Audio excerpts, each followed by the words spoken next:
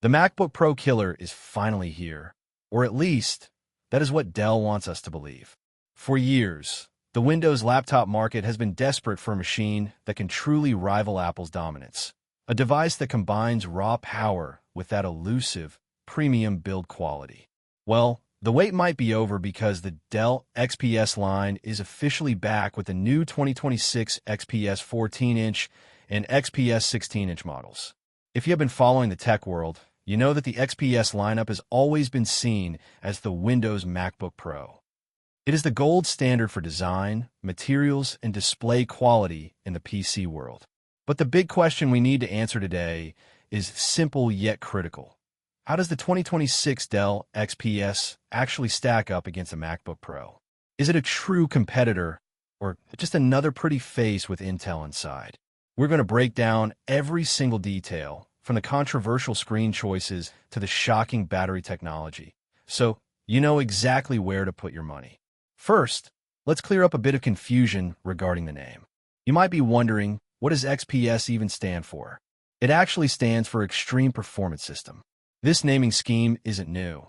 It was first introduced way back in 1993. That is 33 years of history, which honestly makes me feel a little old. That history is exactly why it felt so strange last year when Dell suddenly decided to drop the XPS branding and replace it with Dell Premium. It was a weird move that didn't really stick, so seeing the XPS name return feels like a correction of a mistake. The king is back, and it has brought some major redesigns with it. Let's talk about the biggest physical change that you will notice immediately. Dell is finally ditching the capacitive touch bar. If you remember CES 2022, they introduced this futuristic-looking, invisible touch bar on the XPS 13 Plus. It looked cool, sure, but in practice, it was polarizing. This move to get rid of it mirrors exactly what Apple did. Remember the 2021 MacBook Pro redesign? Apple famously removed their touch bar after 5 years of forcing it on us, returning to a standard function row. Dell has followed suit, and I personally think this is a fantastic move. A tactile keyboard is what we all want. We want to feel the keys when we change volume or brightness. Even if you didn't mind the old touch bar, there's something satisfying and reliable about having physical function keys back under your fingertips. Beyond the keyboard, the entire chassis has seen a massive overhaul. The new Dell XPS is thinner, and it looks significantly more modern than its predecessors. A lot of this modern vibe comes from the branding on the lid. The traditional Dell logo is gone, replaced by a sleek, new XPS logo. It is a small touch, but it makes the laptop feel more like a luxury product and less like standard office equipment. The build quality is also noticeably improved. It feels sturdier than previous generations, yet somehow they managed to make it lighter. The laptop features a CNC-machined aluminum unibody that looks incredibly minimal. The design of the keyboard deck is particularly stunning. It continues seamlessly from the body, creating a unified look that feels very futuristic. Even opening the device is a new experience. If you're the type of person who likes to tinker, you will notice that once you remove the bottom screws, the entire top deck and keyboard lift up to reveal the internals, which is a complete departure from how a MacBook Pro opens. Now let's get into the numbers because the size and weight are major selling points here. The 14-inch model comes in at just 1.36 kilograms and is only 14.6 millimeters thick. The 16-inch version manages to keep that same impressive thinness of 14.6 millimeters, but weighs a bit more at 1.65 kilograms. When you compare this to the competition, both of these machines are noticeably thinner and lighter than the MacBook Pros. For context, the 14-inch MacBook Pro is 15.5 millimeters thick and weighs 1.6 kilograms, while the 16-inch MacBook is nearly 17 millimeters thick and weighs over 2 kilograms. So, if portability is your number one priority, Dell has struck a serious blow to Apple here. They have engineered a device that is easier to carry without sacrificing that premium metal feel. However, design is about more than just weight. It is about interaction. The trackpad on the new XPS is interesting. It has visible borders now, which addresses a major complaint FR. On the previous model, where there was no clear way to tell where the capacitive surface ended. In terms of size, it is very similar to the massive trackpads we are used to on MacBooks. But the underlying technology is different. The XPS relies on piezo haptics to simulate a click. These trackpads are very responsive and feel great to use. But if we are being hypercritical, they're not quite as refined as Apple's Taptic engine.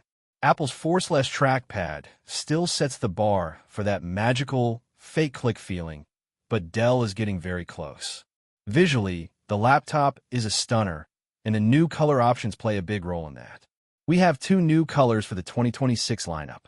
First is graphite gray, which is actually very similar to the space gray found on the MacBook Pros, a color Apple has actually discontinued. So if you miss that classic dark look, Dell has you covered. Then we have shimmer, which is a lighter, champagne-style color quite similar to Starlight on the MacBook Air. Both of these finishes look fantastic and give the machine a very high-end aesthetic. But a laptop can't just look good, it has to perform. This is where things get a little complicated. The new Dell XPS models feature Intel's brand new architecture, built on their newest 18A manufacturing process. These chips are called the Intel Core Ultra Series 3. Intel is making some big promises here, claiming up to a 50% uplift in CPU and GPU performance at the same power consumption compared to the Series 2 predecessors. That sounds incredible on paper, but we have to look at the benchmarks. We have seen some early Geekbench 6 scores for the Core Ultra X7 358H, which is the processor powering these new laptops. Here is the reality check. The results are not blowing us away. The single-core score is roughly on par with the Apple M2 chip, which came out in 2022. The multi-core score sits at around 15,800, which is better than the standard M4 chip, but it is still very far off from the M4 Pro and M4 Max chips found inside the current MacBook Pros. And you have to remember, Apple isn't standing still. The M5 Pro and M5 Max are coming soon, and the M6 chips are slated for later in the year. Intel is definitely trying, but based on these early numbers, they still have a lot of catching up to do to truly dethrone Apple Silicon in terms of raw efficiency and power. Let's shift gears to the display, because this is usually where Dell shines. I absolutely love the super thin bezels on the XPS. It is immersive, modern, and frankly, makes the MacBook Pro look a bit dated. And here's the best part, there is no notch. Despite not having that intrusive notch cutting into your content, the Dell XPS still supports Face Unlock via Windows Hello. It is funny that Apple has a notch but still doesn't offer Face ID on their laptops, while Dell manages to hide the tech in a tiny bezel. The screen technology itself is fascinating. The new XPS can be configured with a Tandem OLED touchscreen display. This is the same cutting-edge tech Apple introduced with the M4 iPad Pro, where they stack two OLED panels to increase brightness and durability. However, there is a catch, and it is a big one.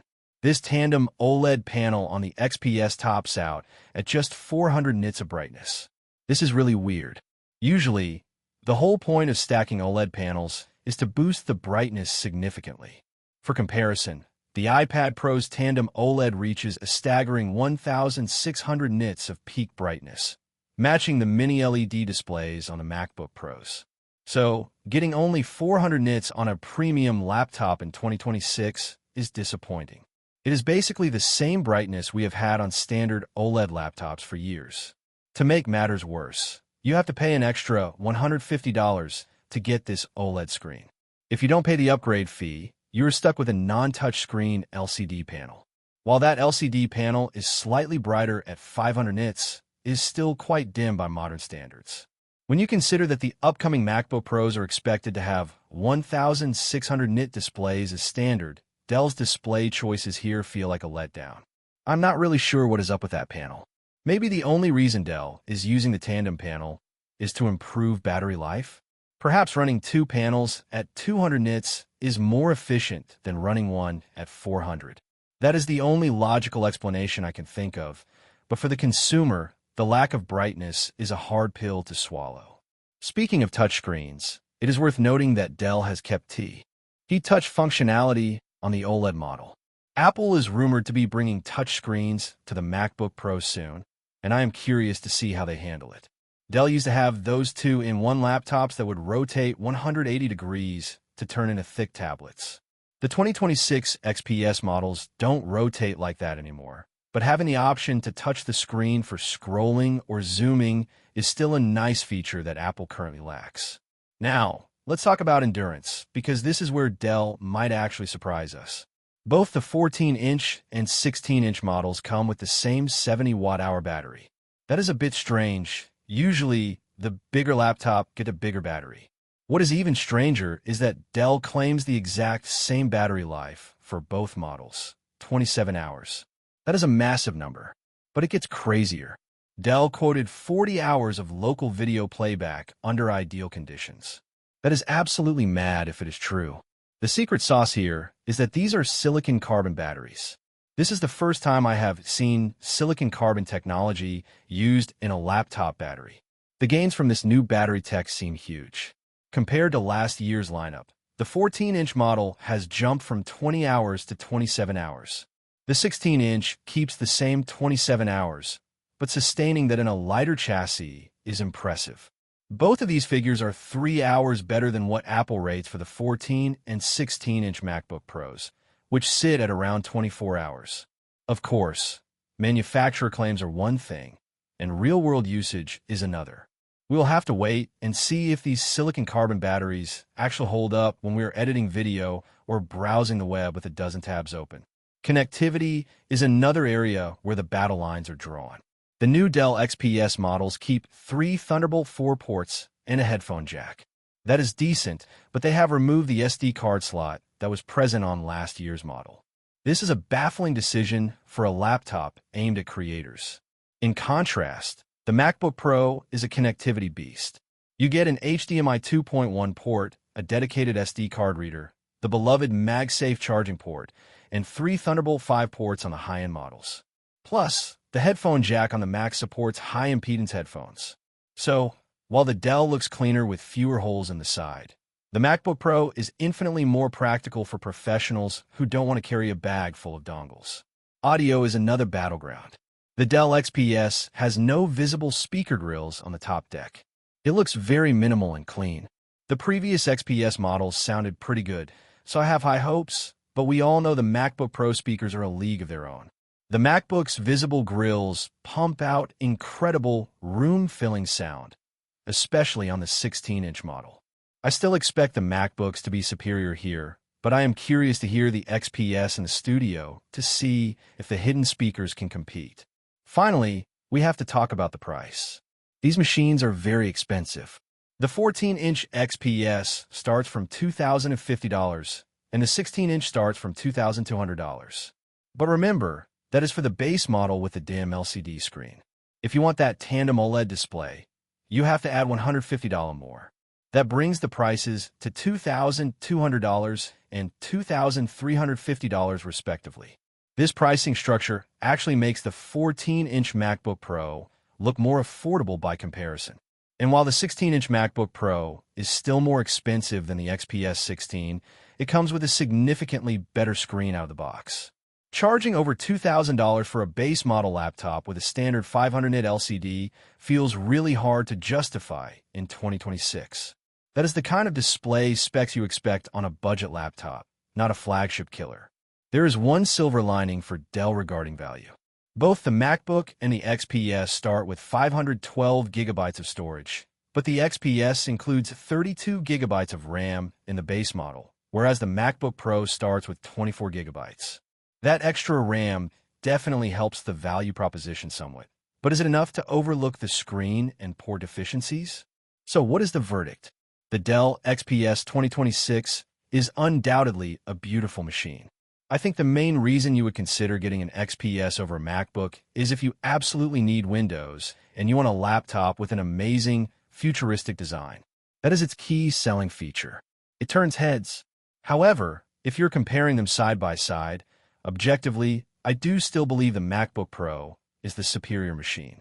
You get a much better display, significantly more ports, and based on early benchmarks, better performance at the high end. But the gap is closing in some areas, especially with that new battery technology and the thinness of the chassis. I'm incredibly excited to get these in the studio for a full hands-on comparison to see if that 40-hour battery life claim is real or just marketing hype. If you enjoyed this deep dive and want to see the actual side-by-side comparison once we get the units in the studio, make sure you smash that subscribe button. Share this video with your tech-loving friends, and hit the bell icon so you don't miss the notification when the showdown drops. Let me know in the comments. Would you choose the design of the XPS or the power of the MacBook?